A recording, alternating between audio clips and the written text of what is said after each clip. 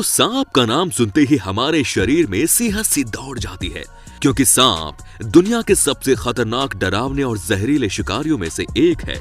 लेकिन हम आपको बता दें कि जितना ज्यादा इंसान सांपों से डरते हैं, उससे ज्यादा सांप इंसानों से डरते हैं। इसी वजह से सांप हमें काटते हैं कि हम उन्हें किसी प्रकार का नुकसान न पहुंचा दें।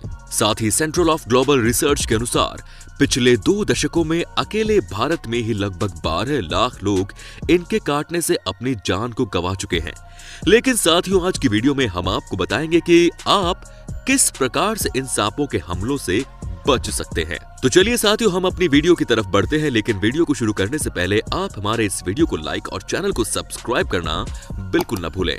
दोस्तों, हम आपको सबसे पहले बता दें कि इस दुनिया में सांप के काटने के बाद लोग उनके जहर से ज्यादा उनके खौफ से ही उनकी मौत हो जाती है।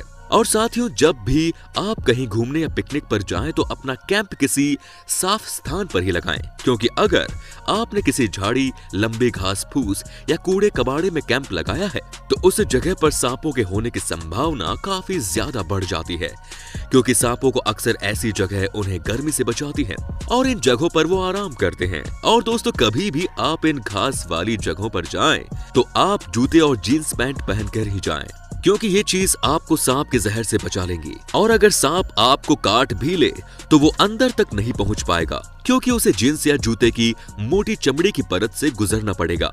और भाइयों, हमें हमेशा ही सांपों से दूर रहना चाहिए, चाहे वो सांप मरा ही क्यों न हो। कभी भी किसी हमें सांप को छेड़ने की कोशिश नहीं करनी चाहिए, क्योंकि वो हमेशा ही छुपकर रहते हैं और शिकार का इंतजार करते हैं। इसीलिए हमेशा ही चौकन्ना रहना चाहिए। हमें पार्क या खेत आदि जमीन पर पड़ी कोई भी चीज जैसे लकड़ी, पत्थर, टोकरी आदि सामान की बोरियां उठाने से पहले हमें सावधानियां बरतनी चाहिए। और हो सके तो ऐसी वस्तुओं को किसी लकड़ी या डंडे की मदद से देख लेना चाहिए, क्योंकि अक्सर जानवर ऐसी जगह पर छुपकर बैठे रहते हैं और वो मौका पाते ही शिकार कर लेते हैं। ऐसा कई बार हमारे घरों में भी हो सकता है। और जब हम घर की सफाई के लिए सामान को उठाते हैं तो हमें कई जानवर छुपे हुए मिलते हैं। और दोस्तों, एक बार मेरे साथ भी कुछ ऐसा ही हुआ था। बचपन में जब मैं शायद 12 साल का था तो हमारा एक कच्चा मकान था। हम उस कच्चे मकान को तोड़कर पक्का मकान बना रहे थे। तो जैसे ही मैंने ईंटों से भरा हुआ बट्ठल उठाया तो उस बट्ठल के नीचे एक हाथ जितना लंबा सांप था। मैं तो डर के मारे उछल ही गया भाई साहब। ये एक हकीकत घटना है जो मेरे साथ घटी थी। और साथियों, हमें हमेशा अपने बच्चों को ये बात समझानी चाहिए कि वे किसी भी जानवर के साथ छेड़छाड़ ना करें, चाहे वो सांप हो या कोई जानवर, क्योंकि कई बच्चे जोश में जानवरों को पकड़ने की कोशिश करते हैं। हालांकि कुत्ते, बिल्ली जैसे जानवर तो उन्हें नुकसान नहीं पहुंचाएंगे, लेकिन सांप जरूर उनके लिए खतरनाक हो सकते हैं। इसीलिए उन्हें ये सिखाना काफी जरूरी है कि उन्हें किसी भी जीव के साथ खिलवाड़ नहीं करना चाहिए।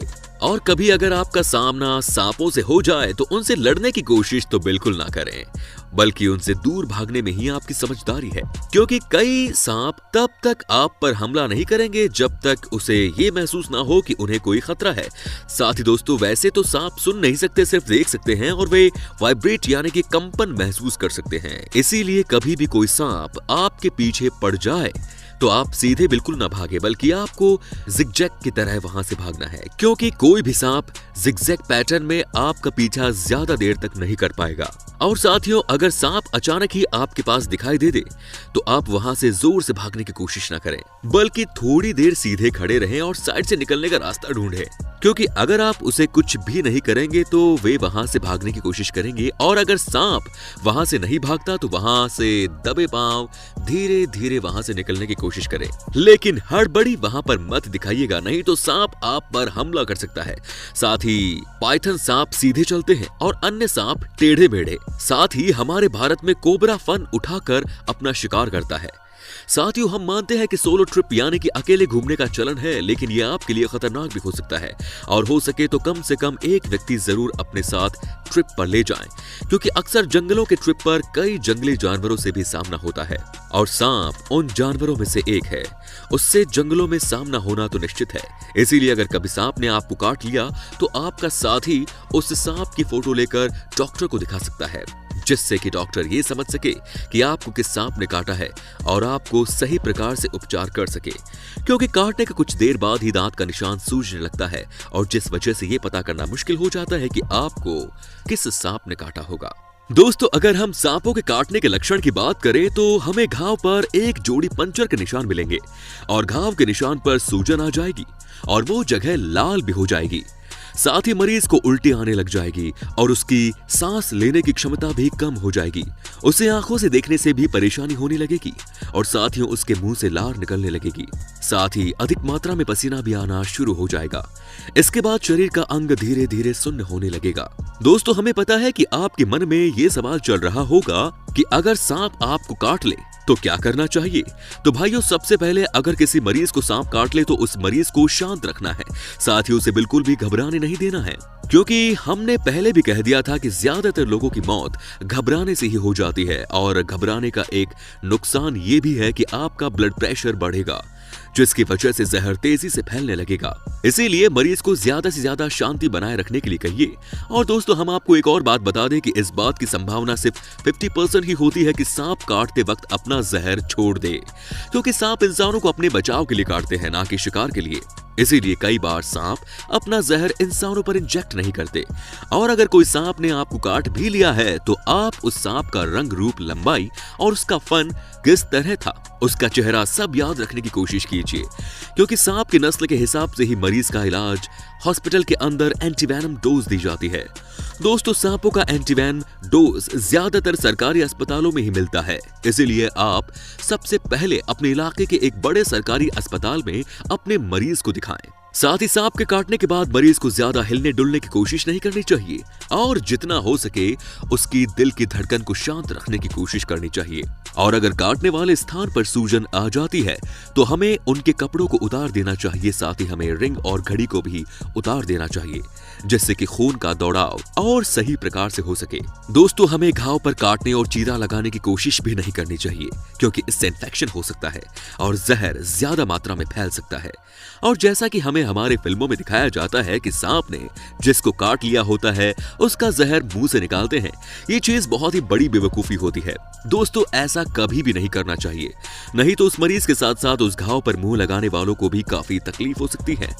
और दोस्तों हमें घाव के आगे पीछे कोई भी चीज नहीं बांधनी चाहिए, क्योंकि ऐसा करते हुए अक्सर लोगों को देखा गया है कि उन्हें लगता है कि शायद इससे उनके शरीर में जहर नहीं जाएगा, लेकिन इसके नुकसान भी हो सकते हैं। दोस्तों हमें घाव पर बर्फ की सेक करनी चाहिए। हमें केवल घाव को साफ पानी से धोना चाहिए और साफ कपड़े की पट्टी को घाव के ऊपर लपेट देना चाहिए और जितनी जल्दी हो सके मरीज को जल्दी से जल्दी अस्पताल में ले जाने की कोशिश करनी चाहिए। दोस्तों हमें मरीज को पानी के सिवा कुछ भी बिना डॉक्टर से पूछे नहीं देना चाहिए, क्योंकि इससे ब्लड प्रेशर बढ़ सकता है, जिसके कारण जहर तेजी से फैल सकता है। साथियों कुछ सांपों का जहर साइक्लोटॉक्सिस होता है। ये जहर हमारे जीवित कोशिकाओं को नुकसान पहुंचाता है। और कोबरा और ब्लैक मांबा सांप का जहर न्यूरोटॉक्सिक होता है, जो हमारे नर्वस सिस्टम को डैमेज कर देता है। इसीलिए हर तरह के सांपों का जहर अलग अलग होने के कारण उनके एंटीडोज भी अलग अलग होते हैं। तो भाइयों अगर आप ग्रामीण या पहाड़ी इलाके में रहते हैं और वहां पर भी सांप ज्यादा पाए जाते हैं तो आपको कुछ ज्यादा ही सतर्क रहने की जरूरत है। तो दोस्तों उम्मीद करता हूं कि आपको हमारा ये एपिसोड पसंद आया होगा। साथ ही दोस्तों अगर आपको इस वीडियो पर कोई राय देनी है तो आप हमें कमेंट करके दे सकते हैं, हमें आपके कमेंट्स का इंतजार रहेगा। दोस्तों अगर आप हमारे चैनल पर नए हैं तो प्लीज चैनल को सब्सक्राइब जरूर कर दीजिए, क्योंकि हम आपके लिए रोज ही इसी तरह के वीडियोस बनाते रहते हैं। दोस्तों अपना ख्याल रखिए, टेक केयर।